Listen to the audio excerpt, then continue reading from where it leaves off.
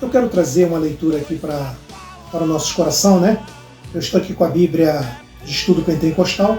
Queria fazer uma leitura aqui no livro de Atos dos Apóstolos, né? Uma mensagem de Deus para o nosso coração. Atos dos Apóstolos, capítulo 12, do versículo 1 em diante, que diz assim: Por aquele mesmo tempo, o rei Herodes estendeu as mãos sobre alguns da igreja para os maltratar, e matou a espada Tiago, irmão de João. E havendo que isso agradara aos judeus, continuou mandando prender também a Pedro, que era os dias dos Asmo. E havendo-o prendido, o encerrou na prisão, entregando-o a 4 quaternos de soldados, para que o guardassem, querendo apresentá-lo ao povo depois da Páscoa. Pedro, pois, era guardado na prisão, mas a igreja fazia contínua oração por ele a Deus. Essa é uma mensagem da parte de Deus, uma mensagem gloriosa para o nosso coração, né? Aqui está falando quando a igreja começou a ser perseguida, né? E eles começaram a perseguir os discípulos de Jesus. Logo após de crucificar Jesus, começaram a perseguir, por ordem do rei Herodes, os discípulos. E a igreja aqui entrou em contínua oração, porque Pedro já estava preso, já marcado, né, para a morte dele. Mas a igreja começou a orar e o Senhor enviou um anjo, né, para ir lá no presídio, e ali eles estavam presos e o anjo se apresentou para ele. Mas antes do anjo entrar, relata a palavra de Deus que as portas do cárcere todas abriu e eles ficavam presos, além de estar atrás da grade, eles ficavam acorrentados nos pés, no pescoço, no braço, e ainda com um soldado ao seu lado ali, vigiando eles. E diz que aquelas correntes também caiu por terra, não somente dele, mas de todos os presos. E todas aquelas prisões, as portas se abriram. Isso é o poder da oração.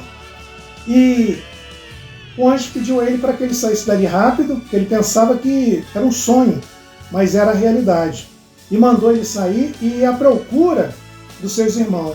E relata que ele vai e ele chega lá no lugar onde ele se reunia, ele bate na porta e diz que uma garota, né, uma jovem, uma adolescente, por aí, diz que ela vai atender, abrir a porta, porque os discípulos estão com medo de abrir. E quando abre, ela vê que é Pedro, ela fecha de novo e avisa eles. Eles pensam que ela não está no seu normal, que ela está fora de si, fala, não pode. Eles já pensavam que Pedro estava morto. Quer dizer, ele esqueceu que ele estava orando para que Deus pudesse intervir pela vida de Pedro. Eles não descreram da própria oração deles, mas ali, aquela jovem estava trazendo, era a resposta da oração deles. Eles entraram em oração e o Senhor, ouvindo suas orações, enviou um anjo para poder interceder ali por Pedro. E ele batendo ali forte de novo, ela foi lá e falou que era ele, e foi um dos discípulos e realmente viu que era Pedro.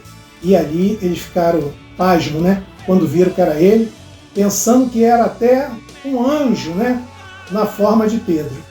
Então, o que eu quero dizer para você, se você está passando por uma luta, vamos dizer assim, uma certa dificuldade, se tem alguém doente e os médicos já falaram que não tem mais jeito, eu quero dizer para você que o poder da oração remove montanha, né? Se a gente for ver, nós vamos ver que Josué orou e Deus abriu o rio ali para ele passar com todo Israel por dentro daquele rio, a seco. Nós vamos ver também Daniel na cova do leão. Deus não livrou ele da cova, mas livrou do leão, porque ele orava a Deus. Podemos ver também Sadraque, Mesaque e Abednego. Deus não livrou da fornalha, mas o Senhor estava junto com ele lá na fornalha e o fogo não consumiu eles. E ali todos viram o poder de Deus.